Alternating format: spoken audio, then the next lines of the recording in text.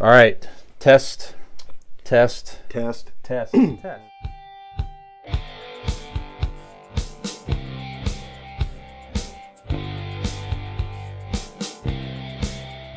So May 22nd, 1980, Pac-Man debuted in the arcades. Now, certainly in my generation, it was humongous. I mean, this was the era of the arcades at the mall, arcade machines everywhere, feeding your quarters in. At that time, I think it was like Space Invaders was definitely a huge game back then. I remember playing that as a kid. Gagula. Galaga came on. It was after that. But, Did you say Gagula? Gagula? Gagula. Galaga. It was like a whole string in the 80s. You had, certainly you had. That was the male Dracula themed porn that you've seen, Gagula. Yes. That was you're actually the screenplay I wrote. Mixing things up. Starred and directed in. That's right. You got rave reviews. So good. All those arcade games. So Pac-Man obviously was a super popular game. It was a pop culture phenomenon back then. We had Pac-Man, everything, clothes, cartoons, take home, miniature video game machine. It was all kinds of stuff. Still kind of a popular game today. You could buy mini arcade machines you can bring home now. Pac-Man is always a choice. I'm looking at the handheld Pac-Man game right at the table over there. Absolutely, and they make miniature ones, literally miniature arcade games, and it's exactly like the arcade gameplay in a miniature form. It's just fascinating what they can do anymore. But obviously, it's a very simple game to learn. Not an easy game, but it's a very simple game to pick up and learn. So it just kind of made me reflect a little bit. The advancements over the years in gaming, complexity, and technology. Obviously, things progressed very quickly from the 80s arcade to the Atari 2600. That was kind of your first major home gaming console. And then many games from there. Certainly Nintendo came in the late 80s and took it to another level. And then certainly from there, Xbox and PlayStation, and it's just the technology continues to advance so much. It's hard to tell sometimes if you're actually watching a video at times and maybe playing a game. Oh, yeah, absolutely. The complexities of the controllers and everything else. I'm kind of frozen in time personally in a PS3. That's just where I'm at. But I played games for many, many, many years, and I always toy with the idea of going back to them. Anyway, so asking you the question of the week in honor of Pac-Man. Has gaming in general, has it become too complicated, or is there something, was it better in some respects, some of these simpler games? And so your guys' simpler games are obviously a different level. But again, is it too complicated now to sit down and play video games? Or no, the new games are great. You're like an old man, enjoy the old games, and then there's always a place to go back and play the retro games. There's always plenty of places you can play the retro games. So, especially with our different ages and gaming experience, everything else, so that'll be an interesting question for the group here. So, Joy, since you're our guest, let me start with you. So, gaming in general, is it again? What was your first gaming system? Where did you start playing? So the first thing that I actually started playing on was my Nintendo DS. So I started on that. And then that's actually a complete lie. I just remember I had a Nintendo 64. So I had a Nintendo 64 first, doing like Mario Kart, Donkey Kong, Super Smash Bros., the Spider-Man game, the Superman game. Great system. Yep. Amazing. Yeah. That was like the first console game I had. And then the DS was the first handheld game I had. Going back, like looking back on that, I think that the technology, like you had mentioned, it's crazy that they were able to do that. But I don't think video games exist now unless they happened back then, because of the fact, like, Mario took over the world. Everyone wanted to play the next Mario game. Everyone wanted to know more about Mario, or, the Super Smash Brothers era, Zelda, all that stuff. I think it formed people to be able to have a hobby. Like, it was this new situation, this new idea. People were playing it, and kind of like we said before with, you know, the Call of Duty games, like, you know, or Fast 5 or Transformers, like it's gonna move on because people like enjoy playing it. Sorry, my computer keeps going black. But I don't know. I think that with technology, the way that I think of it, like I think our brains have literally developed and have gotten more technological savvy, because like my cousin is like 10 years old, and at the time, like when the iPad first came out, like this dude was just like going through it better than absolutely. And I think that as we're getting older, our brains are kind of like actually you adapt more like that. Yeah.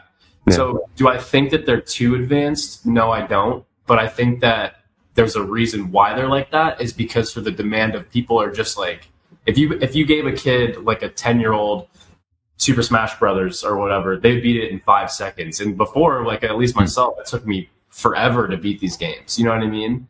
It's just kind of like the new technology, how your brains are working, and how easy it is for technology to be available. I don't think they're too advanced. I think that it's just what people want. Very good. Nick, what do you think? I know you're a gamer. What do you think? Yeah. Similar to what Joey said. I mean, like it's people. It seems like we naturally want things, you know, as we progress into the better graphics and the things that game developers can do. People are asking for a more immersive experience, right? So the thing that I do for a while, I was kind of thinking like you were, Brian. I'd get like new games or certain things that, you know, story mode games, and I'd get to a point where I'm like, man, this is like a lot to think about. Like maybe my character has a cell phone that I gotta check messages on or look at emails, and then I've got to like weapons and ammo and things to keep track of and this and that, and there's so many different functions you can do. But I like where video games are now. Like, for example, the last 2 Spider-Man games, the Amazing Spider-Man that I had for PS4 and the Miles Morales game I have on PS5. These are essentially movies that you get to play through. And when you start the game, you can choose what kind of experience you're looking for. They have like levels or like game modes, right? So there's like easy version, which is like, hey, if you're just here to follow along with the story and you want to, you know, a lot of instruction and just to kind of like experience the world and, you know, and that you're in and all that stuff, you can use it on easy mode. Or if you're looking for a challenge as a gamer who really wants to master this thing, you can play varying degrees of difficulty to where it's more challenging for you. You're still doing the same thing, you're playing the same game, but it's a little more difficult. And I like that that's an option, because like growing up playing, whether it was Sonic the Hedgehog on Sega Genesis or Crash Bandicoot on PlayStation, love those games. Like you said, Brian, not easy games, simple games, right? Simple functions. They would start out easy. The first few levels you play are easy, and then as you go, you get acclimated to, and you're learning new things on the way. So you're getting better with the game as it's going. It's almost kind of training you to get better at this game. However, in both of those instances, a lot of those games, I would get to a certain level that would piss me off so fucking hard that I just stop there. I'm like, this is as far as I get in this game. I don't ever beat the game. I don't ever finish it. In certain cases I did, but a lot of games I was just like, this is the hardest level. There's no way I can fucking beat it. And I get so discouraged that I don't play anymore. As to where now, you can still enjoy the full game. You can play through it. And if you want to just, you know, enjoy the game for what it is. So it's a middle ground. There's somewhere in the middle. There's something for everybody now, which I really like. And there's also still those little fun games out there. There's always going to be, you know, EA Sports with their sports games or the 2K games. If you want to just play a game and play it on whatever level you want, whether you're looking for a challenge or you're just looking for a way to just kind of relax your brain and play a game, or what was that? Rocket League was a really fun one for a while there on PlayStation 2.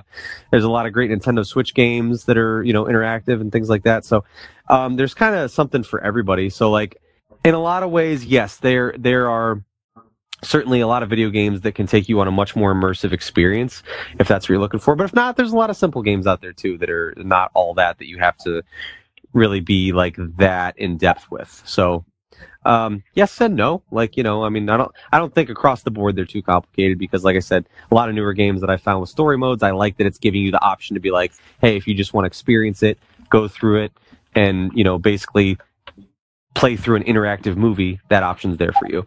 So, yeah. Dean? I didn't play a lot of video games. I guess when I was a kid, my parents would give me make me read books about kids getting hit with sticks, and they would be behind me hitting me with sticks. It was immersive. Like it was Sure. interactive. It You made felt like me you were in the feel- book. Right. Yeah. So I Good parenting. understand. Well, they did what they could. Yeah. No, I honestly, I don't play. I didn't play a lot of video games even growing up. I played very few. I had fun watching my friends play because I just wasn't good at them. You are why we have esports. Esports. What do you mean? Yeah, like because people watch other people play video games, and like you were just content with watching other people play video games. Well, like my The first sort of gamer of all time. right. Yeah. That's right, because they enjoyed playing them, and I could give two shits less. So what am I going to do? But watch them. And even now, Carter has I don't know, what does he have? Xbox One, I think. Mm-hmm. And he's like into World War II right now. So he's playing the video games, reading the books about it and stuff. And that shit, that's movie-like. I mean, movie. Like I recognize the actors playing these roles. It's insane. Yeah. If you would have given me that game at 11, no way, no chance in hell I could have done anything in that game. And he's just running through. I think he beat it already. And yeah, I think it actually ended up being like that Call of Duty, the World War II one. Yeah. Mm. And he's already to the zombie level or some shit. I don't know. But yeah, but to answer your question, I agree with them. He's where's this part of my books that I've been reading? Right. Zombie here, zombie Hitler.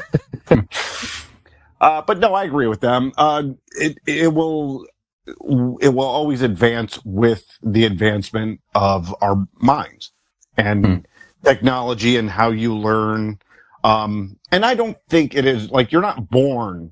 Like if you take a child that's born in like 1983 and a kid that's born in 2011, those kids have the same brain. They're just around different things that make them adapt to those video games easier. Right.